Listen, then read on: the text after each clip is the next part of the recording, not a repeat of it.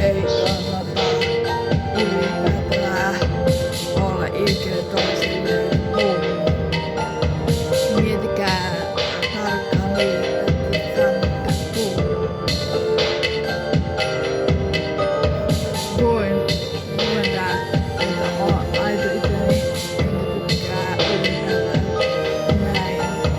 Joskus niitä ja heittelee, tai joskus juttuja aiheuttaa hullu.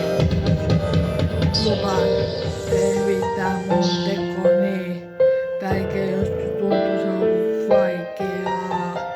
Niin pois nyt päin, niin edelleen joulun.